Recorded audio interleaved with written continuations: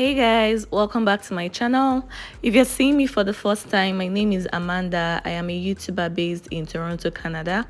And if you are a returning subscriber, thank you so much for coming back. I know I haven't been consistent on here and I'm trying my best and hopefully I become better. Fingers crossed. So today I'm going to be showing you how I achieved this soft glam makeup, and I started off by cleaning her face with micellar water and wipes, and then I went in with a toner. So a toner kind of helps you, it maintains the pH of your skin and it helps other products that you put on top of it to work better. And then I went in with a moisturizer, an eye cream, primer, and now I'm just applying the Becca primer like in areas where she has visible pores. And now I'm applying a highlighter, like a liquid highlighter. Sometimes I mix this with my foundation, just put a little and mix it with my foundation. Sometimes I apply it directly on the skin. It depends on what you want. It does the same thing. It gives you that shine from within look that I like, so I like to use it. So I apply the foundation on her face and I'm just blending it in with my beauty sponge. And notice how I'm blending the foundation. I'm tapping, I'm not dragging the foundation, I'm tapping it. So now I'm applying concealer in areas where I want to highlight: her forehead, under her eyes, the bridge of her nose, and her chin. So I'm going to use my beauty sponge to blend that out. Sometimes I use a small tapered brush to blend out my concealer because I've noticed that it gives more coverage, but some other times I just go in directly with my beauty sponge because I mean, if I can't find a brush close to me, I'm just going to use my beauty sponge. So that's what I'm doing here. I'm using my beauty sponge, blending it, and I'm kind of blending the concealer in an upward motion to lift her face.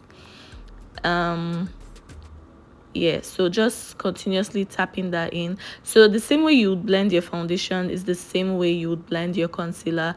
Just keep tapping it until you don't see any harsh lines. That's the goal.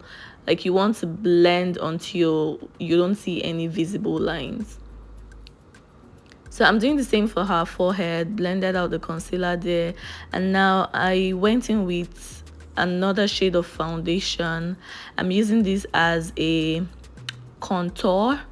So you can use like a thicker, you can use a concealer or foundation. Here I'm just using a foundation that has a little warm undertones to contour her face, and I'm applying that with a brush and also like blending it out in tapping motions. So after doing that, I went back with my beauty sponge to blend out that contour, ensure that I'm not leaving any harsh lines, and kind of like blend the contour into the highlights, like the areas that I concealed. So now I'm sorry, I'm losing my train of thought. So now I'm contouring her nose and I'm using that same foundation that I used for her cheeks, and I'm just using a small brush to apply it, and then I go in with my beauty sponge to blend everything. So with makeup, blending is key. You want to keep blending and blending and blending. After that, I go in with my setting powder and a brush, like a fluffy brush. Most times I use a smaller brush than what I'm using right now in the video, but it's still, the one that I use still works for me. So I just blended that out, applied the setting powder underneath her eyes and her forehead, and now I'm applying her powder shade all over her face. So after doing that, I started working on her brows. I'm using a brow pomade to outline her brows, like draw the shape that I want, following her natural hair. And then the first thing I did was to use a brow gel to like brush her brows up and put it in place before going in with the brow pomade. And for the beginning, notice what I did. I kind of started drawing hair, like very thin like strokes, and I'm doing that in upwards motion just to give it that natural look. And now I'm concealing her brows, cleaning it up with the same concealer that I used to highlight under her eyes and her forehead.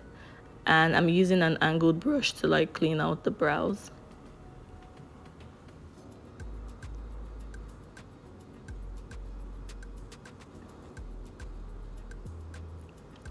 So what I'm doing now is I'm baking, and the purpose of baking is one, to intensify, like to add more highlights. Like, so you've highlighted under your eyes, right, with concealer. So if you, when you bake, you're just trying to make it more pronounced. And again, another purpose is to catch the fallouts of your eyeshadow. So when I put the powder on her face and I start to do my eyeshadow, any eyeshadow that drops, it falls onto the powder, and then after that I can dust it off, as opposed to it just falling directly on her skin and messing up the skin work that I have already done. So I'm going in with a transition shade, which is orange. I like to use orange or browns, and I'm using the Juvia's Place eyeshadow palette. I'm just blending that out with a fluffy brush. And I repeat the same for the other eye. I might not show you the full video for like both eyes, but I'm just going to try and focus on one so you can see what I'm doing. Blending out the orange into her crease, just to create that transition, and then I start to apply brown to intensify that color and add depth to the eyeshadow.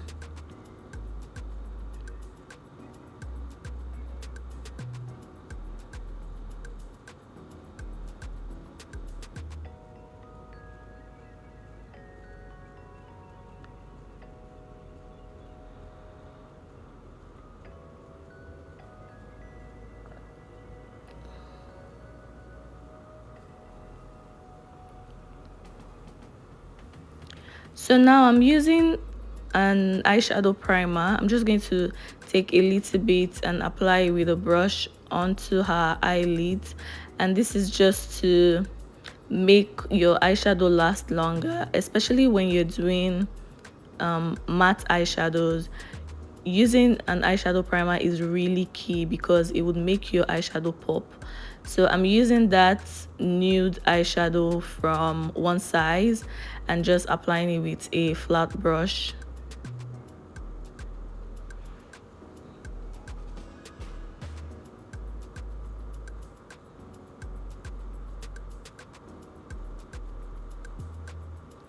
So I go back in with the same brush and that I used to apply the transition color, and blend the brown and the orange into the nude.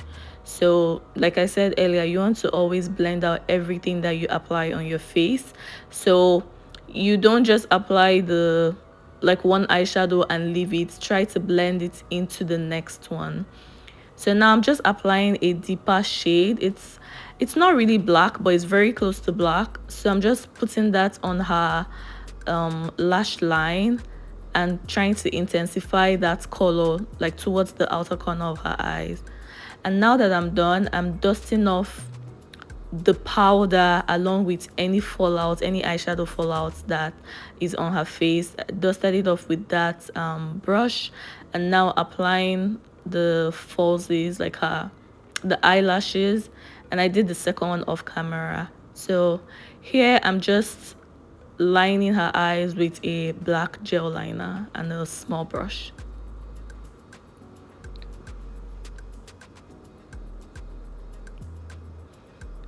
After lining her eyes, I go over her face with her powder shade and a big fluffy brush, and I'm just tapping that in, pressing it in into her skin. And then after that, I would go in with the contour. Yeah, so I'm using this MAC mineralized powder in a slightly darker shade, as like to bring back warmth to her face. because it's kind of like a bronzer. It can act as a bronzer for her.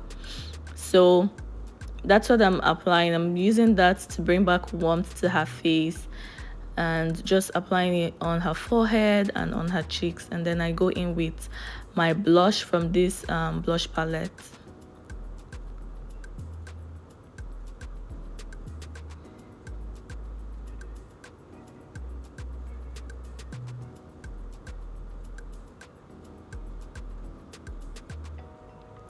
After that, I go back in with that same fluffy brush that I used earlier on, and I'm dipping into my Charlotte Tilbury powder and just applying that under her eyes and her forehead. So, so I have this pressed highlighter that I use. I like it. It gives that shine without being too like in your face. It's not very loud, but it just gives that I don't know. It has this shine that it gives that I like. I don't know how to explain it, but anyways, I think you can see it for yourself. And now I'm just lining her lips with the Eye Magic lip palette. I used the brown lip, a brown shade, and now applying pink or nude. Blend it out, apply gloss, and we're done. This is what it looks like.